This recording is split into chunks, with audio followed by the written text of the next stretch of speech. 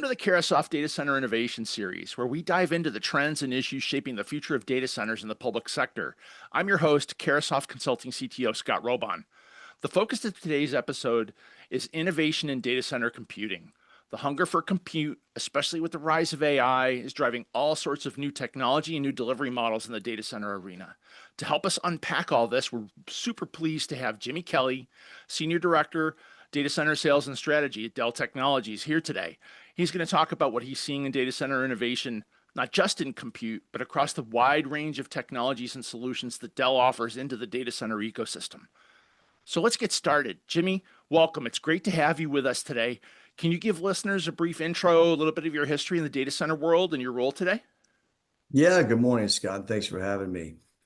Yeah, look, I've been at Dell EMC for about 12 years, and primarily my principal responsibility is the storage piece for all of Federal. So I work very closely with the executive leadership team, and together, we make up about a $9 billion book of business here at Dell. And we're a leader in the industry. I'm excited to have a conversation with you today. We've been working with CARAHCAST for a very, very long time.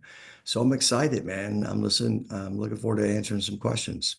Very good. Well, that relationship between Dell and CARAHCAST has been critical, I think, for both our organizations. You have a lot that's impacted your go-to-market with partners and direct.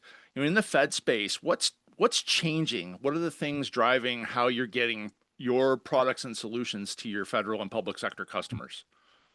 Yeah, great question. Let me just couch a couple of things, look, it is 8 o'clock on a Friday morning, and I would not be doing a podcast with very many people. But when CARAHCAST rings and asks me to do something, it's my privilege to embrace that. And I love just working with you guys. I mean, I go back in my time with at EMC, Dell EMC, Dell Technologies, probably into the 2011, 2012 era with CARAHCAST. And I've got some very deep relationships over there. And you guys provide a unique set of services to our sales team and our partner community at large, to include multiple campaigns and marketing efforts that you run on our behalf. So I would be remiss if I didn't say thank you for that continued commitment and that level of effort. I like to say one hand washes the other, and they both wash the face, and it's a privilege working with CARAHCAST. We humbly thank you for that, and I'll play it right back at you. Being involved in the Dell relationship for me has been an incredible growth experience, and I mean that sincerely. I've been in the IT and networking arena for 35 years, and I'm still learning and just soaking it up from the Dell perspective. So thanks for that. Right on, right on. We definitely have a good working relationship, and it's mutually beneficial. Well, first off, let me recognize a couple of things. We at Dell are a leader in the industry, and we approach that position very humbly, and we all also take that position very seriously. We Sure. recognize that comfort and growth do not coexist, Scott. Right.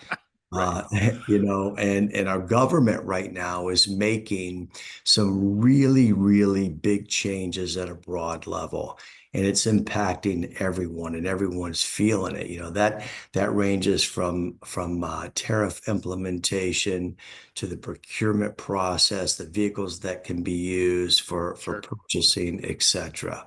Now, I come from a military background, and we have an old saying, and it goes something like this: we adapt, we improvise, Nice. overcome, Overcome. or die.